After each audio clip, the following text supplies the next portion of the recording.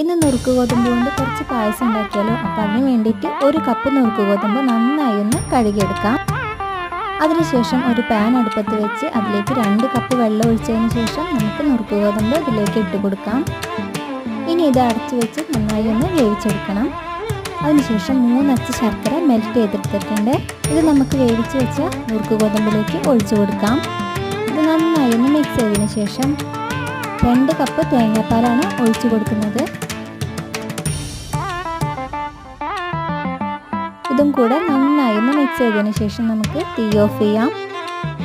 ഇനി ഒരു പാൻ അടുപ്പത്ത് വെച്ച് അതിൽ 1 ടീസ്പൂൺ നെയ്യ് ഒഴിച്ചതിന് ശേഷം ചെറുതായി അരിഞ്ഞു വെച്ച തേങ്ങാക്കൊത്തുകൾ കൂടെ നന്നായി ഒന്ന് മൂപ്പിച്ചെടുക്കണം. ഇനി ഇത് കൂടെ പായസത്തിലേക്ക് ഒഴിച്ചു കൊടുത്താൽ നമ്മുടെ പായസം ഇവിടെ റെഡി ആയിട്ടുണ്ട്. അപ്പോൾ ഏലക്ക ഞാൻ കിട്ടില്ല, ഏലക്ക ഇഷ്ടമുള്ളവർക്ക് ഏലക്ക ചേർത്ത് കൊടുക്കാം. അതുപോലെ അണ്ടിപ്പരിപ്പും മുന്തിരിയും തേങ്ങാക്കൊത്തിന് പകരമായിട്ട് അണ്ടിപ്പരിപ്പും മുന്തിരിയും ചേർത്ത് കൊടുക്കാം.